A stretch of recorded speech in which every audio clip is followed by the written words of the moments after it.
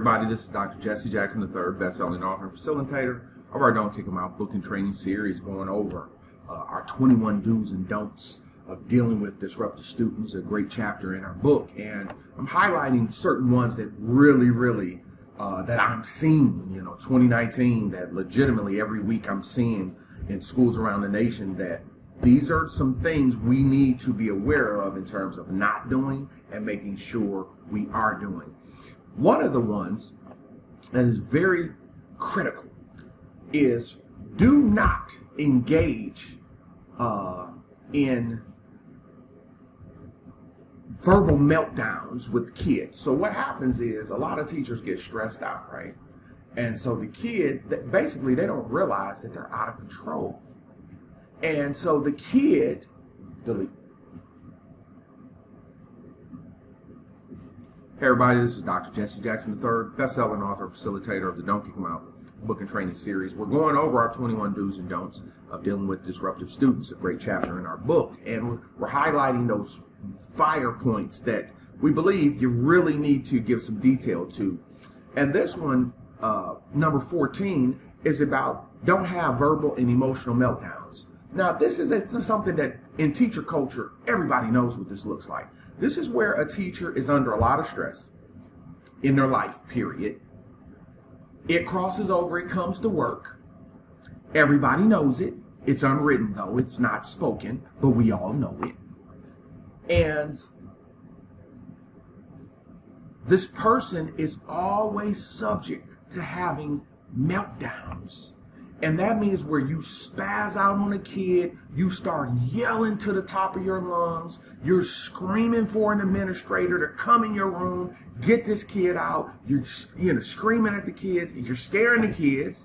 They'll tape you and put you on social media, and they'll tape and tell their parents. Had many cases of that last year where kids were taping teachers and posting.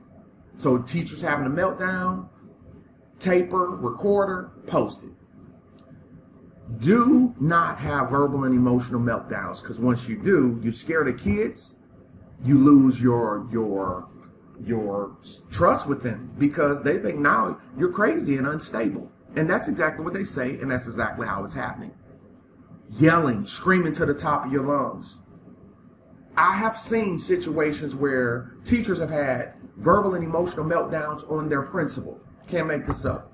I got one school on the East Coast where a teacher got so mad because the principal wasn't doing something, came to the principal's office, got out of control, and challenged the principal to a fight, had to be taken away in cuffs. Job is under review. A verbal and emotional meltdown. But the guy's going through divorce, financial hardship. He doesn't recognize his pressure is escalated, and now notice what he does. He dumps and lets that out on another person. It doesn't work, and it's very difficult to come back from it. That's why we don't do it. Be aware of emotionally how you're feeling before you deal with a kid. And we always talk about, in 13, being verbally appropriate, saying the right thing. Because if you say the wrong thing, you can escalate a situation that is not a situation. If you practice saying reckless things, you can get a reckless results. I had one teacher that tell kids, sat in my training, sat in my training, and got out of the training a few days later, and is in there roasting back and forth with the children. The children are roasting on her about her clothes. Hear me clearly. Her clothes. Can't make it up, people. I lived it. Can't make it up. And she's roasting back. And so her end roast was, well, you're not going to be none because your mama on welfare. I can't make it up. That was a quote. Kids were like, huh? What? Oh, boom, and went in.